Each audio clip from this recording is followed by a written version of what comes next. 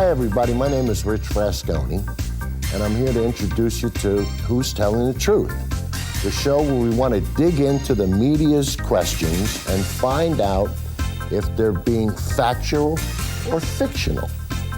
We need your help. We need to find out who's telling the truth. 4, 3, 2, 1, look up. Hey everybody, Uncle Rich here.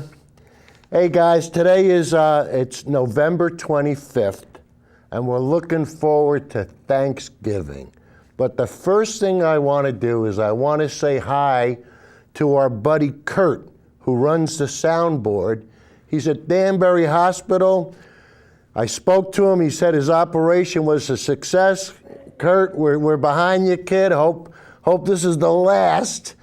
This is what this guy's gone through. But anyway, he's a good guy, and he's been working on the soundboard with us. So Kurt, like I said, guys, today's show 35. And, because of Thanksgiving, I really wanted to call the show Peace and Joy. But I can't. I have to call it Hate and Fear. You're going to say, Rich, what's going on now? What happened? Guys, I saw a clip, and I believe that I got it off of Mediaite. And it was from the FOXTITUTES, from the chief FOXTITUTE at Fox News. John, give us a little teaser with that clip. Well, a story from South Dakota starting to get national attention. A school district there has decided there's just no time in the day for students to recite the Pledge of Allegiance, despite a desperate request from a local vets group to keep the pledge. Trace Gallagher is here with that. All right, guys, I wasn't able to hear the clip, but like I said, Kurt's in the hospital. We got a new guy on the soundboard, so we're gonna have to go with it. But what happened is, if you listen to that clip, and John, let's do the clip again. Well, a story from South Dakota starting to get Volume national out. attention. A school district there has decided there's just no time in the day for students to recite the Pledge of Allegiance, despite a desperate request from a local vets group to keep the pledge. Trace Gallagher is here with. All right, guys, we're still having a little bit of trouble here, but hopefully you're hearing it at home, and you could feel the hate, and you could see what they're trying to do. And what they've done is they've taken this clip, and it makes it seem like these vets, there's a desperate attempt, notice the way she says things, just to get people going. And guys, I was so upset with this clip that our buddy Uncle Joe, I got him involved with the clip, and he is so angry with this clip, and he says, Rich, what you're doing is not right. That whole story's been debunked. And I said, Joe, show me the proof. Show me the evidence where it was debunked. And you know what, guys? He got so mad at me that he banned me from his Facebook site. That's right. I got the old alley-oop. Goodbye, Rich. And you know what? He wrote me a personal email, and he said, Rich, the reason why I had to kick you off the site is because everybody thinks you're smoking crack. They think you're nuts. And you know what I say, guys? If you think I'm smoking crack and if you think I'm nuts, then leave the website up. Let the proof be there. Let people be able to look at the published proof and make their own decision. But no, what did Joe do? He had to delete it. And why did he delete it? Because he's hiding something. And it comes a time in your life when you have to man up. And you have to say, enough.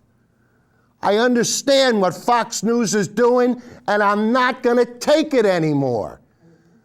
Now we're going to play the whole clip for you, and you can watch the clip as it appeared on the Megyn Kelly file in its entirety, and then we're going to show you the truth the reason why we're here. We're going to go to the sources and we're going to show you the exact quotes. And after Joe watches this clip, he ain't going to say boo to nobody about nothing anymore. And he'll never, ever delete another post. All right, John, let's play the whole clip. Well, a story from South Dakota starting to get national attention. A school district there has decided there's just no time in the day for students to recite the Pledge of Allegiance, despite a desperate request from a local vets group to keep the pledge. Trace Gallagher is here with that. Trace? You know, Megan, Francis Bellamy wrote the Pledge of Allegiance in 1892. He designed it to be read in 15 seconds, but the truth is it only takes 10, which apparently is 10 seconds too long for the Sioux Falls, South Dakota School Board, which has now voted not to require high school students to recite the pledge. It's okay at elementary schools there as well as middle schools, but in high schools we're told that it's too much of a challenge. Listen. Just the challenge of being able to find a period within the high school day to be able to say it consistently appeared to be a challenge too. Speaking of challenges, a group of veterans who fought to defend the flag were also at that school board meeting, requesting that the board put aside those 10 seconds a day out of pure respect. Listen. We had a wounded veteran. It took him longer to get up, to get his crutches, and to walk out of the room than it would have taken the students to say the Pledge of Allegiance to the flag.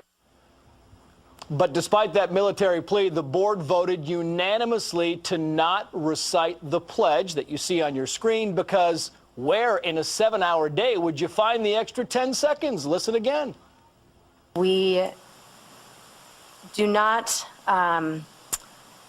there's not always an opportunity to have the Pledge of Allegiance spoken every day. If you were timing it, that soundbite took 11 seconds. The veterans, by the way, Megan, say they are not giving up. They will continue fighting to see if they can get the pledge reinstated back at Sioux Falls High School. Trace, thank you. Joining me tonight with reaction is Jedediah Bila. She's a Fox News contributor and former academic advisor who taught middle school and high school. Jedediah, it's not feasible to say they can't find time for it? It's ridiculous that anyone would say that you can't find time. I find it strange that this high school the high schools they're talking about don't have homeroom periods. But even if you didn't have a homeroom, there would be some period in the day where attendance has to be taken, where activities are talked about. I had so much time, even if I had a 10-minute homeroom session, you can't tell me you can't throw 10 seconds in there to have the Pledge of Allegiance. And what's really, really unfortunate is that a lot of high school students cannot recite it. They don't know it. In this day and age, you have these kids who don't understand the value of the Pledge of Allegiance, who don't understand the value of paying tribute to veterans, to people who have fought for this country, and who really don't understand what America stands for, because they can't even recite our Pledge of Allegiance. And they're not forced to take a moment, just a moment to pause and consider it. Even if you don't consider it, eventually it seeps in and you stop and you say, what does that mean? Right. Well, you know what? If you do say it, you do consider it. You do take a minute, maybe not every day, but to think about the words that you're saying. If you're talking about liberty, maybe you start to think about, well, what does the United States stand for? Especially for middle school students, it's important because they go home and they ask their parents, what does this mean? I've taught in schools where Pledge of Allegiance, I taught in a school for many years where I never heard the Pledge of Allegiance said once. I thought it was ridiculous, and when I would bring that up to students, I can't tell you how many students weren't able to recite it. This is why people don't understand what we're fighting for. When we talk about current events and we talk about these issues and what we're looking to preserve, they can't tell you because they can't even recite the Pledge of Allegiance. They have time for sex ed. They have time for, in my high school, we used to go bowling sometimes for gym. Bowling. Yes. They have time to cheer the football team, but they don't have time to cheer the United And they have a States of time America. for a bunch of politically correct activities, I will assure you, but the Pledge of Allegiance doesn't fit into that bracket, so no time for that, Well, we'll unfortunately, and very sadly, in my opinion. We'll see if the vets win their fight, which they say goes Hopefully. on. Thank you, Jedediah. Thank you. Well, They don't want to inform you.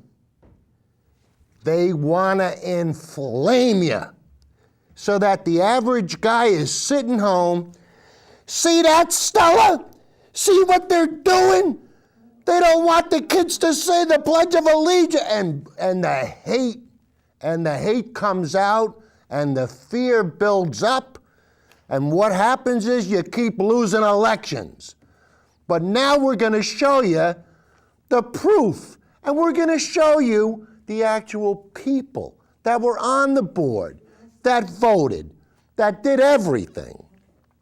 And then, when you see this clip, you're going to stop watching Fox News. So, John, let's put some salt in the wound. Hit it. Attention. A school district there has decided there's just no time in the day for students to recite the Pledge of Allegiance. Misinformation leads to national outrage. Good evening, I'm Paige Pearson. Glad to have you with us at 10 o'clock. I'm Brian Allen. Since its meeting last week, the Sioux Falls School Board has come under heavy fire for a decision that it never made. The Sioux Falls Board took a suggestion from a local veteran to require elementary and middle school students to recite the Pledge of Allegiance. And they didn't stop there. The board voted unanimously to expand the policy to high school assemblies. However, one Sioux Falls television station reported the board chose to drop the pledge at high schools. It wasn't dropped. That wasn't true at all. And that is what people were reacting to, was the headline, not what we actually did. And then Fox picked that story up, and again, it was the headline that they used, not the actual facts of what we did at the school board meeting. Three-term school board member Ken Alberty says as a result, he and his colleagues have received a barrage of emails, phone calls, and even death threats. The one that I guess got my attention the most was that this person feels that all 5 of the school board members should be lined up and shot. Alberty says most of the misinformed negative feedback has come from out of state, but he says it still hurts to be called unpatriotic. When we asked if he wants an apology from Fox or the local station in question, Alberty had this to say. When something is misreported, misrepresented, and an incendiary headline that really doesn't base anything on the facts of the story, I would think that that would be appropriate, but I certainly am not expecting it any time. Now, as a result of all this, the Sioux Falls School District has removed Alberty's and other board members' personal information from the district website. Guys, can you imagine this? You put on some BS like that and these guys get death threats? I mean, that's as sick as it gets. You know, I'll never forget when I first became an activist. I really didn't. I mean, I was really a day late and a dollar short on most of this stuff. But I remember reading an article about a guy that got arrested on the California freeway. He had body armor and guns and everything. And he had a shootout with the California Highway Patrol, because he had been listening to Glenn Beck, and he was going to settle the score. And that's what happens. You start to develop this hate, and the people get scared. And you got people like Joe that refuse to accept facts. And what they do is they huddle together and they tell themselves the same stories, and they keep everything out. And it gets to the point where you got guys like me that have to come on a community access TV program because he's being pushed over the edge because of Fox News. And I mean, it's sad, and you guys seen the proof. It's not stuff that's made up. They broadcasted it themselves. And one day I'm watching in the morning. I love to see what the reports are going to be for the day. So I usually watch in the morning. And one morning I'm watching, and Steve Ducey says, we need something that's very, very useful. We need something that's incisive. Incisive? You mean as if to incite a riot? Is that what you're trying to do? You're trying to get the simple folk that watch your TV station in an uproar? You know, where they're going to protect their Second Amendment rights that they think are being taken away, and everything is being taken away from them? And you mention the idea that they can't have a big soda, and everybody freaks out about it. And then you mention the fact that you have to be 21 years old to buy tobacco products. They're taking away our freedoms. They're taking away our Nobody's taking nothing away from you. You know, in your kid's school, do you want to see a soda machine, or do you want to see a machine with juice and water? You know, in one of the other shows, we went through this with the president's wife, Michelle Obama, how she told everybody to drink water. And I could just imagine Joe and all his buddies. Nobody's going to tell me what to do. I ain't going to drink more water. Guys, I'm sorry. I'm sorry. And Joe, I'm sorry for you as well. Because really, you pushed me to this point, and I think you owe me an apology. And if you were a man, I think what you'll do is you'll put your cards on the table and you say, you know what, Rich? I do owe you an apology. All right, listen, I love you. Enough said. Now, we're going to move on to the real. Now, guys, the reason why we're here today is we want to talk about Black Friday, you know? And we're going to start off by first, we're going to do a clip from the Skeptics. And the Skeptics, and his name escapes me right now, Michael Shermer. Michael Shermer and Skeptic Magazine are going to say to you, in essence, virtually everything that I say to you here with all the question marks. What are your sources? Where are you getting your information from? How do you validate stuff? Just so that stuff like this doesn't happen.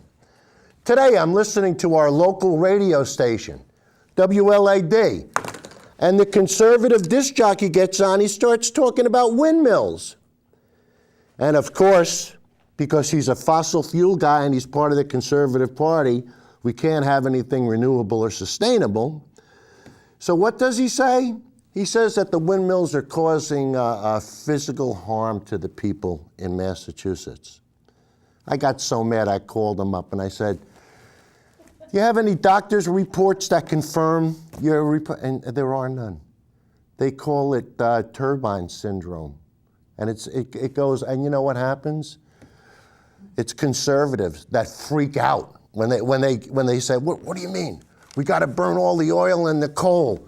We got to destroy our children's future.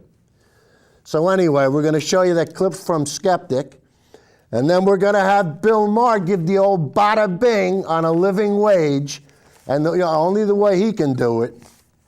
And then we're going to have a woman that works for Walmart up in Hudson, New York. And we're going to show you what Walmart has done to Hudson, New York. And then we're going to show you the difference between Costco and Walmart and why Costco can turn a profit and pay its people a living wage with insurance. We're going to show you the facts and the figures. We're going to leave no stone unturned so that nobody can say, Rich, what are your sources? You're going to see them. You're going to see them all. So then we have Costco versus Walmart. And then Walmart, the fact that they're not unionized, they don't care about their people. And then we're going to have a report from Bernie Sanders. And when you hear what Bernie Sanders has to say and how really the biggest, when it comes to fraud in the United States and when it comes to self-reliance and helping a corporation out, Walmart is the biggest. Walmart, it's unbelievable what it costs us to finance a Walmart in our communities. And when you think about the fact that they don't get paid a living wage, we have to subsidize their health care, we have to subsidize them with food stamps, and all this is going to be in the video, so you guys will get an idea. And then after Bernie Sanders, we're going to have Elizabeth Warren on a Senate debate, and she's going to explain what the minimum wage should be for 2014. And when you guys hear the numbers, you're going to say, where's all the money going? And we're going to show it to you. And then if we have time, we're going to give Fox the old bada bing again. But anyway, so we're going to go to the next clip, and this is from Skeptics. And you're going to see, but pay attention to exactly how they want you to take a look at things when you're trying to understand where the information is coming from. So, John, hit it.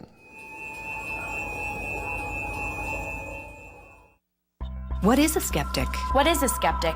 That's a mighty fine question right there. What is a skeptic? Skepticism has a long historical tradition dating back to the ancient Greeks, like when the philosopher Socrates observed, All I know is that I know nothing. What happened to the Parthenon? Of course, that kind of know-nothing skepticism is just silly.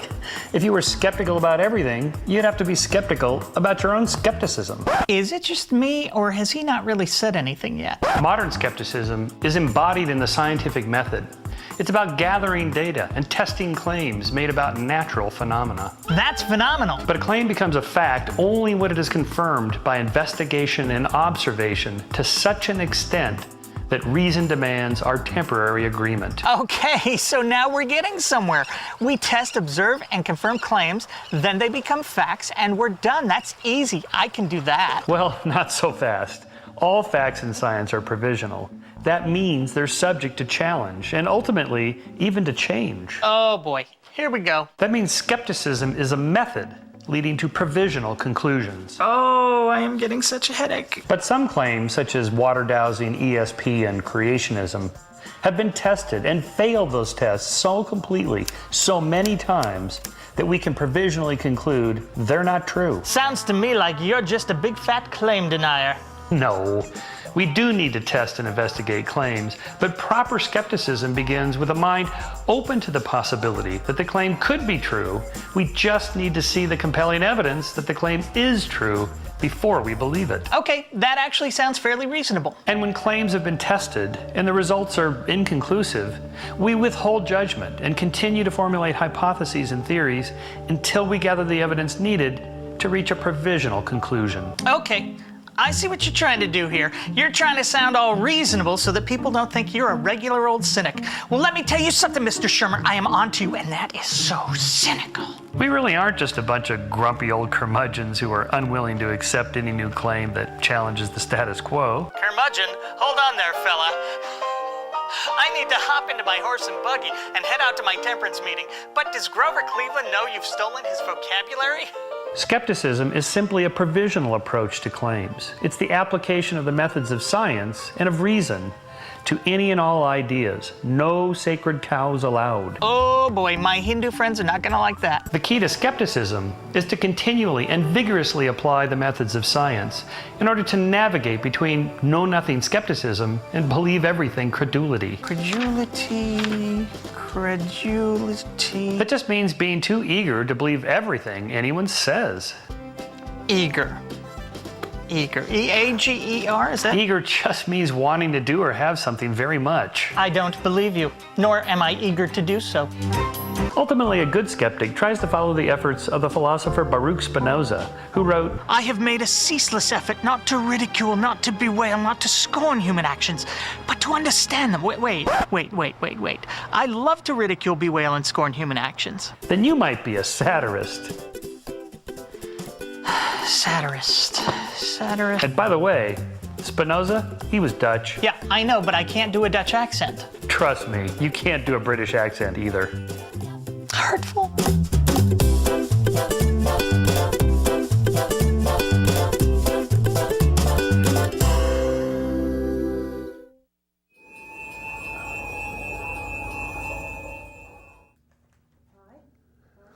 Guys, you know, a lot of times on the show, if you can't remember things, that's understandable, you know? But if you're going to quote something, if you were to say to somebody, well, according to Michael Shermer, and then people go, oh, wait a minute, according to Lawrence Krauss, according to Richard Dawkins, I mean, now you've got some credibility, you know? One day, I think it was last week we were talking about this. I'm quoting studies from the National Academy of Sciences when the other people are quoting, Anthony Watts, who puts up a blog that says, what's up with that? And I mean, and this is what we're dealing with, guys. So remember, be a skeptic. Have everybody name their sources. It's that simple. So anyway, the next video we're going to do is from Bill Maher. And this is about paying people a living wage. So if you keep going back and forth from there, you're gonna screw me all up. So anyway, we're gonna do a clip from Bill Maher. Let's laugh a little bit and we'll have some fun. Go ahead, John. A new study says the median income for fast food jobs is $8.69 an hour. And let's face it, that is barely enough to gas up the car you're living in. Remember this Subway sandwich maker who a couple of months ago tweeted a picture of himself wiping his dick on the bun? You can hate him, but you can't really blame him. Now, when it comes to raising the minimum wage, conservatives always say it's a non-starter because it cuts into profits. Well, yeah, of course. Paying workers is one of those unfortunate expenses of running a business. You know, like taxes or making a product. If you want to get rich with a tax-free enterprise that sells nothing, start a church.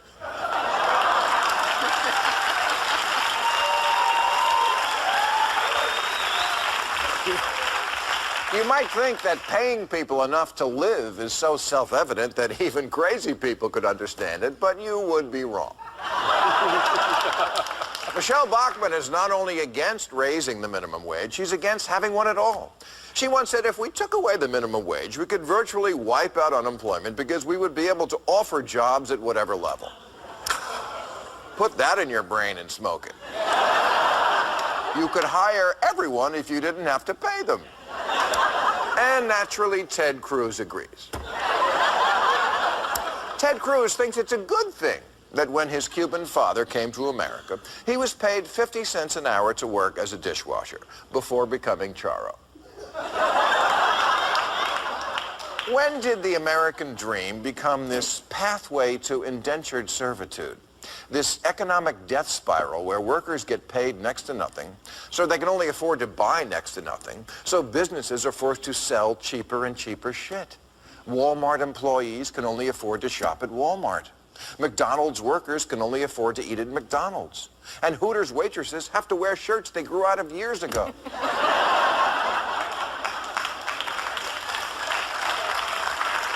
And look, even if you're not moved by the don't be such a heartless prick argument, consider the fact that most fast food workers, whose average age, by the way, now is 29, I'm not talking about kids, are on some form of public assistance, which is not surprising. When even working people can't make enough to live, they take money from the government in the form of food stamps, school lunches, housing assistance, daycare. This is the welfare that conservatives hate. But they never stop to think, if we raised the minimum wage and forced McDonald's and Walmart to pay their employees enough to eat, we, the taxpayers, wouldn't have to pick up the slack.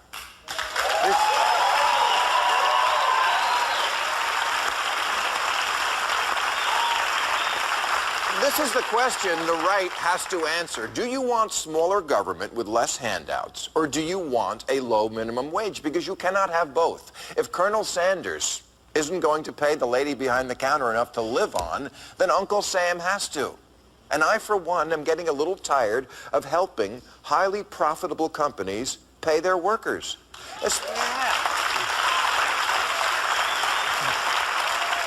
Especially when I don't even eat at KFC. I mean, I get high, not that high.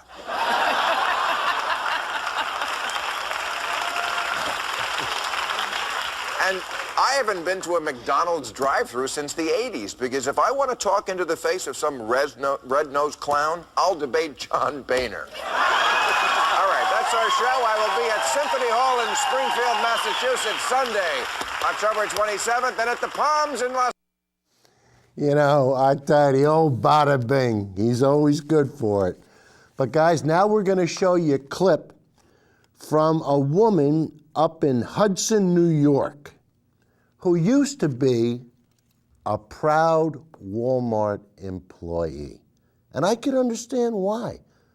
But you know, what's happened is the corporatism has just killed Walmart. So anyway, we're going to show you this once former proud Walmart associate. They give him a big name because they give him little money. John, hit it.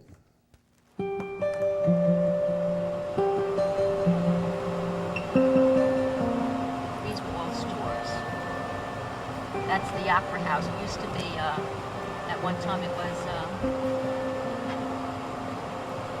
the police department and the city hall. That was the 5 and 10. That was the dentist. We used to go there all the time to go to the dentist. The thing about Walmart is that there used to be so many jobs, so many places you could go to get a job. There's nothing now.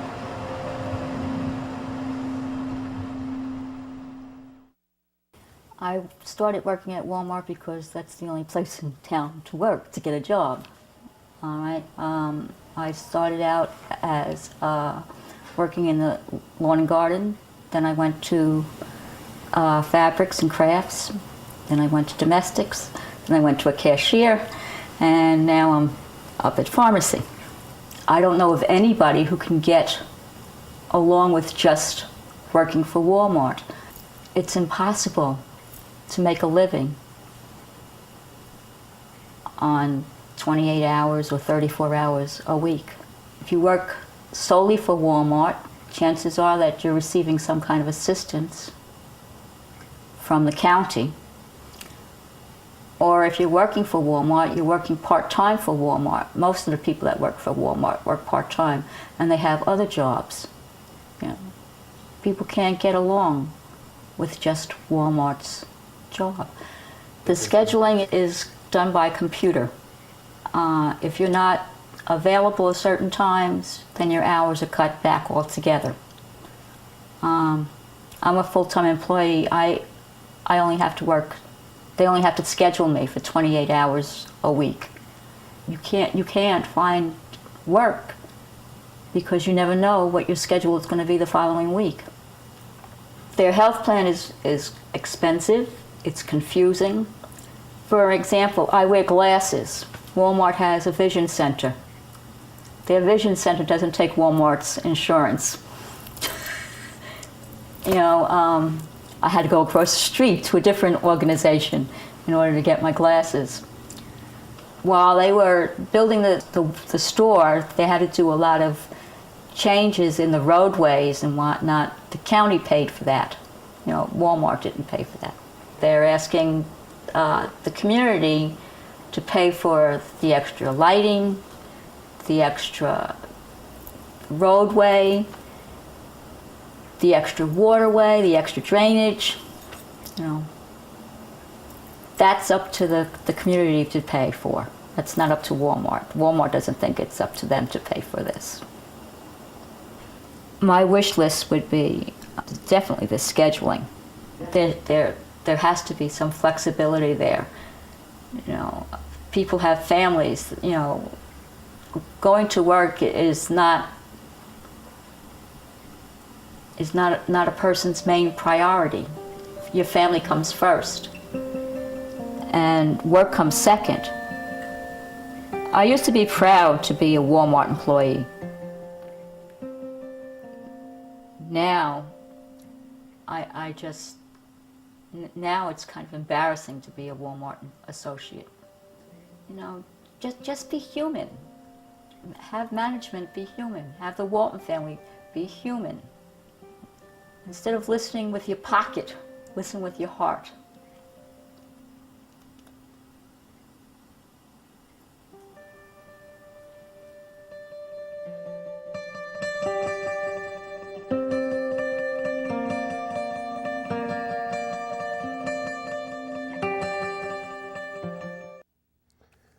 Guys, can you imagine that? She works for the richest corporation in the world. The richest corporation in the world, and she has to be on public assistance. What's wrong with this picture? Walmart made $17 billion in profit last year. They can't pay their people a living wage. I don't care who you are. If you can't understand this, there's something wrong. No, really, I mean, I don't care who you are and how cheap you need to buy stuff. You know, we have to change the culture. We have to change the business model. All right, now we're going to get a little rough. We're going to show you the difference between Costco and Walmart.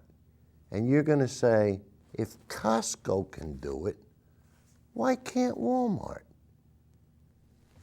Joe?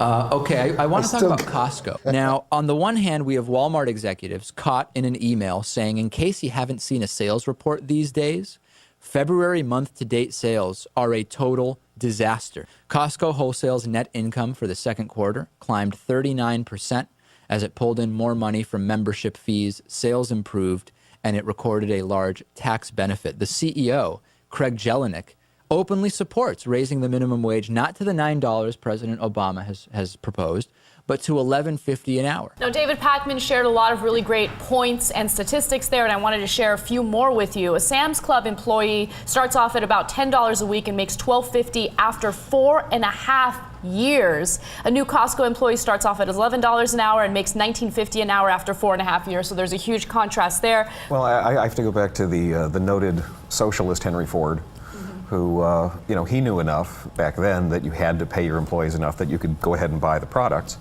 And somehow, I think of Henry Ford as some sort of modern political figure. He'd be disparaged by a lot of people in talk radio and on the right as some sort of crazed socialist, for that kind of talk. While I appreciate the sentiment behind that, because the world economy has changed so much, if you pay your employees enough to afford the product you're selling, who's to say they're not going to use that money to buy a competitor's product? Back in 2012, last year, Walmart decided that they're no longer going to provide any type of health care coverage to its part-time employees. So if you're working 24 hours a week, you're not going to get any health care. So as a result, we are seeing the government subsidize Walmart by basically giving them public health care. So this is a really big problem because not only are they not paying their employees a living wage, but at the same time, us, the taxpayers, have to pay for the health care of these employees. So I think that that's a really big problem. But again, as I said, it's very difficult to play devil's advocate here. You have to enjoy the irony of people who would claim in defense of the free market that what Walmart is doing is the right thing to do, when in fact it's not the free market that's supporting them at all. And they would characterize Walmart's own employees in that situation as takers, which the irony is kind of gross. What's really running the world now are corporations. They're larger and more powerful than governments. So Walmart, as far as I understand, most of the success of Walmart is due to the fact that they get almost all their products from China. The question that I want to end this segment on is, do corporations have a moral obligation to take care of its employees? There's always this debate between libertarians and liberals when it comes to morality within corporations. Well, now that they're treated as citizens, I mean, now that a corporation essentially has the same rights as a citizen, I think the question of morality comes up. The problem with the morality question is that I don't think we all have the same moral compass. I think ultimately what I deem fair is not going to be deemed fair by someone else. So to say that like you have a moral incentive, the CEO of Walmart, clearly this guy sells guns online. They went on sale the day after the Noon massacre. I mean, it's like, I don't really want to know what his morals are. Yeah, we can't really try to drive it on a moral argument. We can simply try to look at what effectively works and what doesn't. And it seems fairly obvious that if we just decide to abandon large swaths of our fellow citizens, that we will wind up with cities being abandoned, and we're going to get the phenomenon that we're currently seeing. Hopefully, the younger generation of people who are in business school right now and are being influenced by this thinking of trying to create massive businesses that make their money not by trying to upscale and maximize the amount of gouging they can do, but by figuring out how to bring costs down effectively to reach a wider market of people in need, then I think that might be one solution that makes this whole discussion maybe in 20 years unnecessary.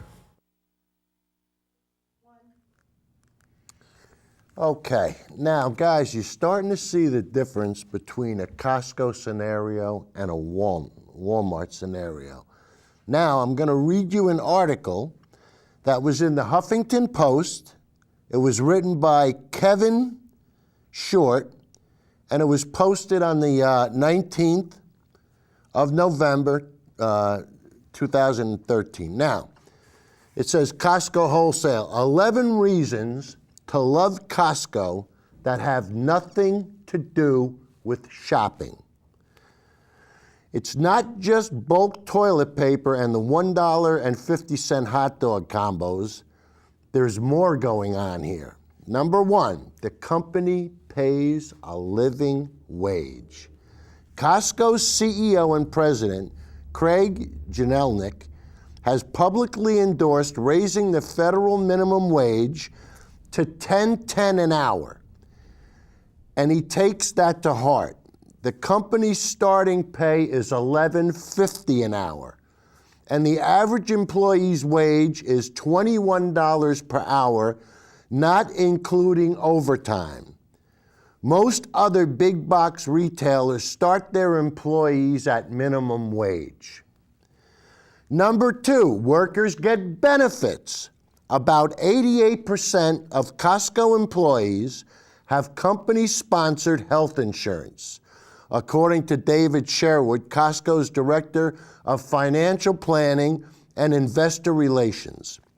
I just think people need to make a living wage with health benefits, Janelnik told Bloomberg. It also puts more money back into the economy and creates a healthier country. It's really that simple. Number three, the CEO makes a reasonable salary. Costco's CEO makes far less than most executives, with a total compensation package of about $4.8 million. In contrast, Walmart CEO Mike Duke roughly made $19.3 million. Dramatic difference, wouldn't you say so, guys?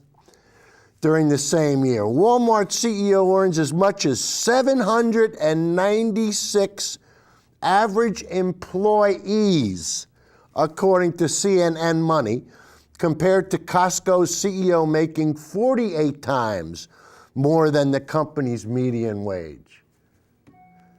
796 for Walmart and only 48 for Costco. What's wrong with this picture? Number four, Costco helped its employees weather the recession. When the economic crisis hit and other retailers laid off its workers, Costco's CEO approved a $1.50 an hour wage increase for many hourly employees spread out over 3 years. Number five, Costco doesn't kill Thanksgiving. While many of its competitors are forcing employees to work on Thanksgiving Day, Costco will buck the trend and stay closed. Thank you. Thank you. It doesn't waste any money on expensive advertising. The company doesn't advertise, nor does it hire a public relations staff. Meanwhile, Walmart dropped $1.9 billion on ads in 2011. Almost $2 billion on ads. Its prices aren't horrendously high. Costco never marks up products more than 15%, while most retailers commonly mark products up by 25%. It embraces equality. Costco scored extremely well, 90 to 100 on the Human Rights Campaign's Corporate Equality Index, an assessment of LGBT policies in the workplace. Number 9, it hires from the inside. More than 70% of its warehouse managers began their careers working the register on the floor. Number 10, Costco's employees are loyal. For employees that have worked at the company for more than 1 year, the annual turnover rate is below 6%, according to Sherwood. For executive, the turnover rate is less than 1%. What does that tell you? They're happy. Free samples? Need we say more? Guys, when you go to Costco, make sure you go around lunchtime. I'm telling you, you make out like a bandit. And if that ain't enough, when you're done for $1.50, You get a soda with all the refills and a super Hebrew National hot dog. All right, anyway, on our website, and John, if you could put, there we go, we have a petition, and it's a petition from moveon.org, and the petition is to celebrate Costco. And I'll read it. If you can put it back up, I'll try to read it. Rather than protest in front of Walmart for the things they do wrong, let's rally in front of Costco for the things they do right. Let's rally in front of Costco. We want companies in our community that treat people with respect and dignity and pay a living wage with insurance. Petition background. Let's get positive. When was the last time, when was the last time you rallied in favor of a corporation? Costco gives a reason to celebrate. Guys, if you could do me a favor, if you can go on the website to who'stellingthetruth.org, and you're going to find, there it is, who'stellingthetruth.org, and if you go on to, there's only five sites, but you want to go to the one with the windmill and the Costco petition, and you can sign on right on the website. Hey, and if you got something to say, post it. I'll be more than happy. John and I hopefully will be working on it tonight. We're getting much better. We still got some bugs, but we're doing pretty good. All right, we got to forge ahead here. All right, now the next thing is, it's about Walmart and the fact that they're not unionized.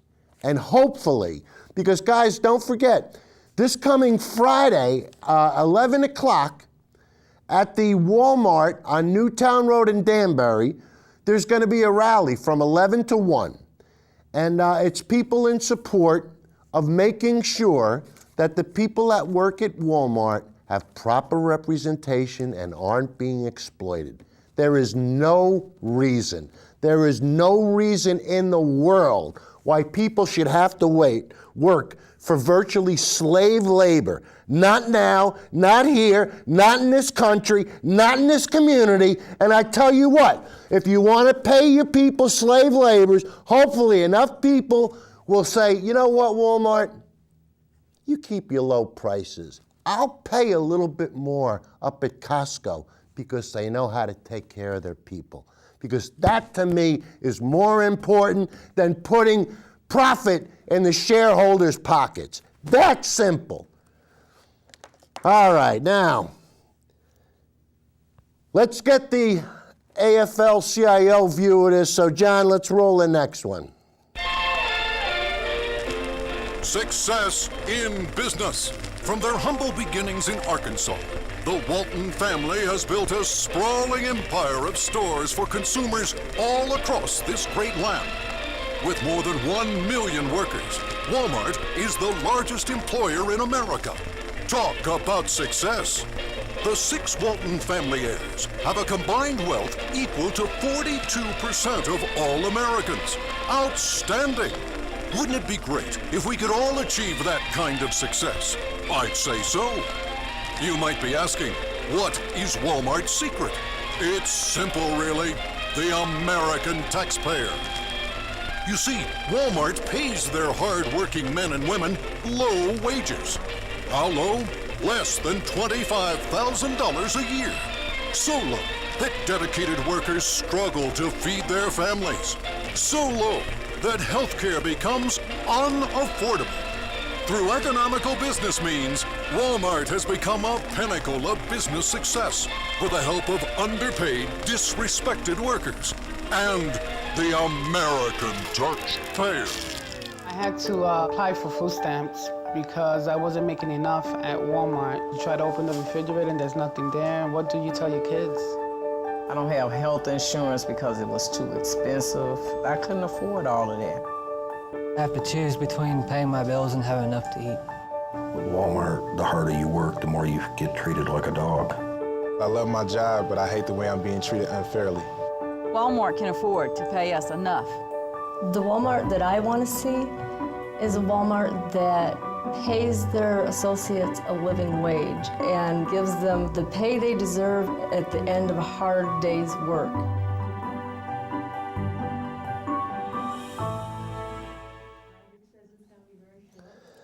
All right, guys. Isn't it sad? I mean, isn't it sad? The richest corporation in the world, the richest family in the world, they couldn't spend their money if they tried. What difference does it make to them? We got to change the business model. And now we're going to have Bernie Sanders explain how it can be done. John, hit it. Raising the minimum wage help workers? Will it kill jobs? Independent Senator Bernie Sanders of Vermont would like to see the wage increase. Economist and former Congressional Budget Office Director Douglas Holtz-Eakin doesn't think it's a good idea. Let's have a good debate right now. And Doug, let me begin with you. What's wrong? It's been 4 years, $7.25. Inflation has gone up, cost of living has gone up. What's wrong with raising the minimum wage? Sounds great until you ask the question, where does the money come from? And when an employer has to pay that higher minimum wage and doesn't hire somebody as a result, you basically have said, let's transfer money from the unemployed to the employed. I can't favor that. What about you, Senator? I know you disagree totally. You know who the major welfare recipient in the United States of America is, Wolf? It's Walmart. Walmart Corporation, which is owned by the Walton family, which is the wealthiest family in America, worth some $100 billion. They are paying their workers $7.25 an hour, $8 an hour, $9 an hour without benefits. And you know who's subsidizing Walmart? The taxpayers of America, because many Walmart workers and their kids are on Medicaid, they're on food stamps, they're on affordable housing. Well, it is time for employers in America to pay workers a fair wage. Senator, $7.25 an hour is not a fair wage. The question becomes, who do you think you're going to help if you raise the minimum wage? Everyone always thinks this is an anti-poverty tool, but you're going to give the higher minimum wage to the children of affluent people like me. Why don't we do something that's targeted on poverty if we're worried about what are you talking about, the children of affluent people? The fact of the matter is, minimum wage applies to everybody, and you know that. That's right. So why don't we have a policy that doesn't hurt jobs? And let's face it, it's really hurt teenagers. That raise in the minimum wage in 2008 and 2009, we have a 24% teenage unemployment rate. Okay.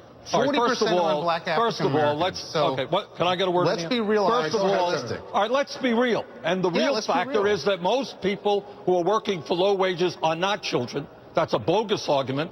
The reality is that most low-wage workers are adults. And if you want to help kids, make sure their parents are earning a decent wage. The idea, and by the way, let me take something a step further. So most Republicans now, Wolf, we have reached such a right-wing degree that most Republicans now, they're not only opposed to raising the minimum wage, they want to abolish the minimum wage. Abolish the minimum wage. Well, let me ask Douglas Holtz-Eakin, do you want to abolish the minimum wage? No, but I see no reason when the national employment rate is 7.6%, teen unemployment is 24%, and to pick a tool that's likely to hurt job growth, doesn't target the right people. This is not targeting on poor people. Earned income tax credit does that. We have lots of programs that do that. And which in the end does not answer the question, where does this money come from? The setup clip was great. It said, you know, $32 billion in additional spending. But where does that money come from? And the answer is going to be from another American.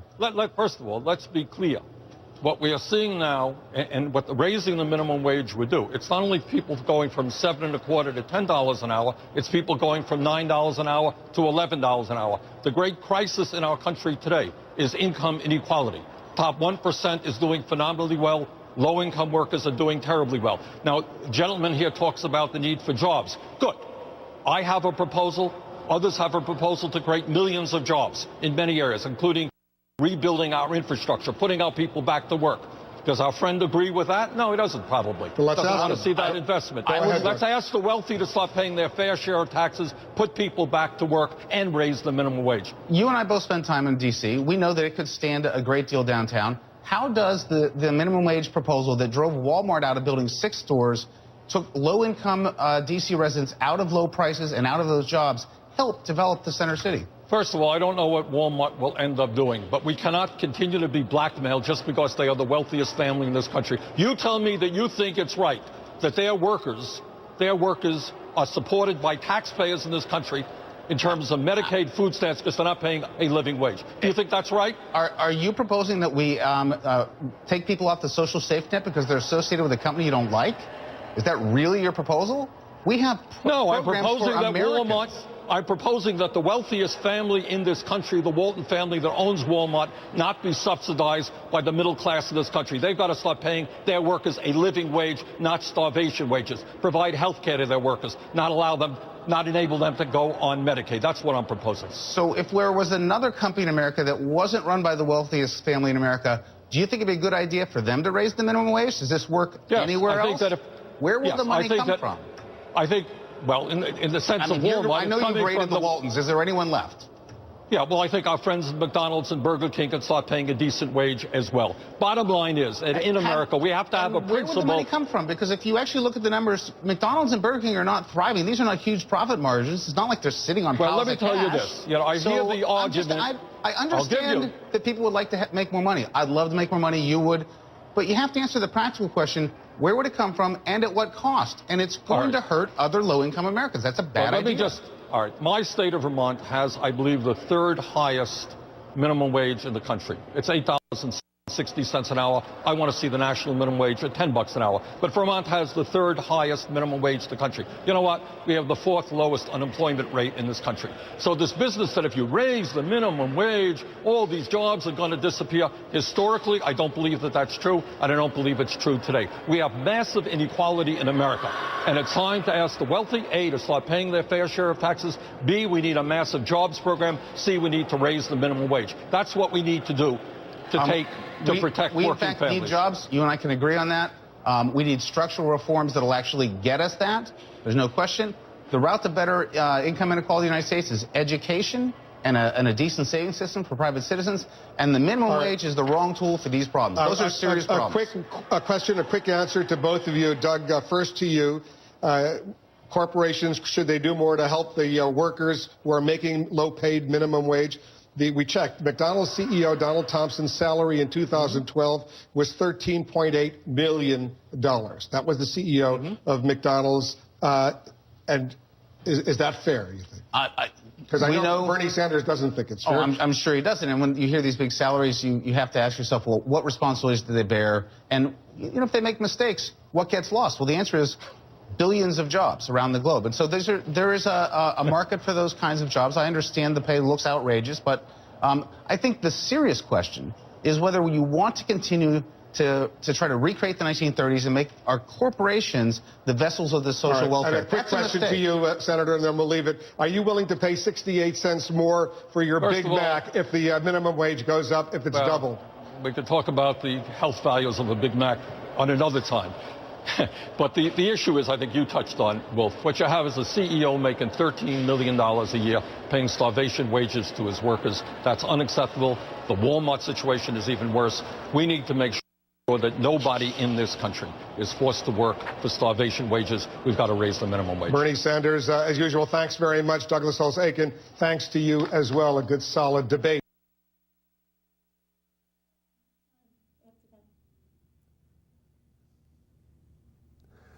Okay, guys. Now, in the clip we just saw, the guy that was talking, his name was Douglas Holtz-Eakin. And he's from the American Action Forum. Look it up. I bet you they're Koch brothers sponsored. We'll see you next week, guys. Next week, we're going to talk about the war on Christmas.